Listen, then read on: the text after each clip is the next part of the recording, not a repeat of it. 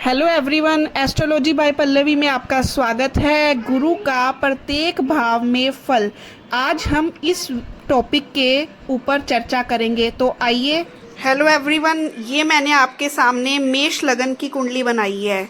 तो आज हम बात करेंगे गुरु का सारे प्रत्येक भाव में जो फल होता है वो क्या रहता है। अब बात करते हैं गुरु के प्रथम भाग का फल। अगर गुरु कुंडली में जहाँ पर 1 नंबर लिखा हुआ है वहाँ पर बैठा है तो ऐसा व्यक्ति बहुत प्रसिद्ध होने वाला, टीचर, अच्छी विद्या प्राप्त करने वाला, और जिनके भी लगन में गुरु होता है, ऐसा माना जाता है कि लगन का गुरु अगर कुंडली में लाखों दोष भी है तो उसको ख़त्म कर देता है। ऐसा व्यक्ति को लोग फॉलो करेंगे। ऐसा पर्सन होता है वो सत्य बोलता है, झूठ नहीं बोलेगा, थोड़ा सा अहंकार रहेगा उनमें।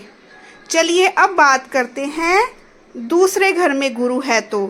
यदि आपकी कुंडली में दूसरे घर में गुरु है तो आपको आर्थिक समस्या नहीं होगी, और उसकी वाणी हमेशा, ऐसे व्यक्ति की वाणी हमेशा मीठी रहती है, और ऐसे लोगों के पास कभी इनकम की कमी नहीं होती, अच्छा धन रहता है इनके पास। पर हाँ, जो भी ये मैं बता रही हूँ गुरु के ऊपर कोई खराब ग्रह की दृष्टि ना हो या उसके साथ कोई खराब ग्रह ना बैठा हो, तभी ये सब मान्य होगा, नहीं तो नहीं। चलिए अब बात करते हैं तृतीय घर की। अगर गुरु तीसरे घर में है तो उसका रिजल्ट क्या होगा। गुरु का तीसरे भाव में होना भी अच्छा माना जाता है।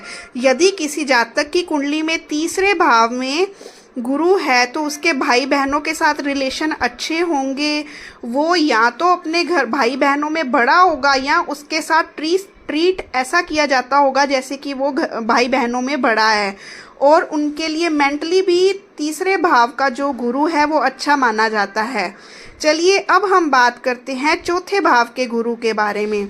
जो चौथा भाव है वो घर का होता है कि घर में हमारे माहौल कैसा रहेगा। अगर चौथे भाव में गुरु है तो बहुत अच्छा माना जाता है ये गुरु चौथे भाव का, क्योंकि केंद्र और त्रिकोण में गुरु बहुत अच्छा रिजल्ट देता है हमेशा। तो चौथे भाव का जैसे माँ है, माँ का घर माना जाता है ना ये, तो माँ थोड़ी धार्मिक रहेगी। अगर आपके चौथे भाव में गुरु है तो माँ का स्वभाव धार्मिक होगा।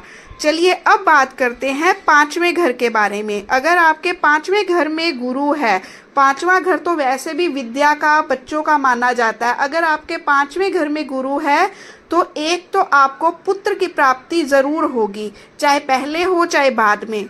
और दूसरा, आपकी स्टडी बहुत अच्छी रहेगी हमेशा। स्टडी आप अच्छी करोगे, उच्च शिक्षा प्राप्त करोगे, जैसी स्टडी चाहोगे हमेशा अच्छे मार्क्स आएंगे उसमें। चलिए अब हम बात करते हैं छठे भाव के बारे में।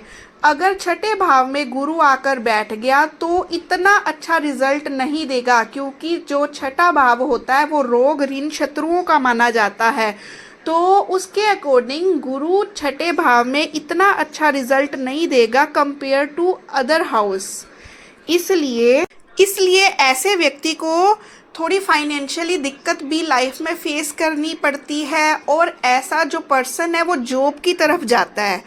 जॉब में जैसे थोड़ा सक्सेस होने की कोशिश करता है और हो भी जाता है, क्योंकि गुरु एक ऐसा ग्रह होता है जिसका रिजल्ट कभी भी हमें बहुत ज़्यादा नेगेटिव नहीं मिलता, क्योंकि ये ग्रह ही इतना पॉजिटिव है। चलिए अब हम बात करते हैं 7th हाउस की। अगर आपके कुंडली में 7वें भाव में जहाँ पर 7 नंबर लिखा है वहाँ पर गुरु है तो ऐसा व्यक्ति का जो पार्टनर रहेगा वो धार्मिक रहेगा। उसका जो फोरहेड है वो चौड़ा होगा।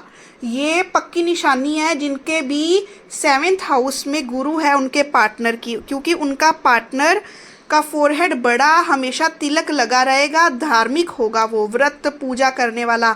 अगर लड़का है तो उसके लिए पत्नी, अगर लड़की है तो उसके लिए पति, मतलब स्पाउस हमेशा धार्मिक रहता है जिनके 7th हाउस में गुरु है। और 7th हाउस बिजनेस का माना जाता है, तो वहाँ पर गुरु मतलब पैसा आके बैठ गया तो बिजनेस में बहुत अच्छा रहेगा, सक्सेस रहेगी, पैसा आएगा अच्छा। चलिए अब हम बात करते हैं 8th हाउस की। यदि किसी जातक के 8वें भाव में गुरु बैठा है तो उसके मिले जुले रिजल्ट रहते हैं। एक तो क्या है कि वो अपने फादर, जैसे कोई लड़का है या लड़की अपने फादर के घर में ज़्यादा नहीं रहते, वो कहीं बाहर ही रहते हैं। ये अगर 8वें भाव में गुरु है तो ऐसा आपको रिजल्ट मिलेगा। और दूसरा कि फाइनेंशियली दिक्कत यहाँ भी आपको फेस करनी पड़ेगी। चलिए अब हम बात करते हैं 9th हाउस में। अगर आपकी भी कुंडली में 9वें भाव में, यदि आपकी कुंडली में 9वें भाव में गुरु है तो ऐसा व्यक्ति भाग्यशाली होता है, क्योंकि 9th हाउस कुंडली में भाग्य का माना जाता है। तो ऐसा व्यक्ति भाग्यशाली होगा और एक वो सफ़र मतलब ट्रैवल बहुत करेगा लाइफ में। अब हम बात करते हैं जिनके भी कुंडली में 10वें भाव में गुरु है। 10वां भाव कार्य क्षेत्र में गुरु हमेशा अच्छा रिजल्ट देगा।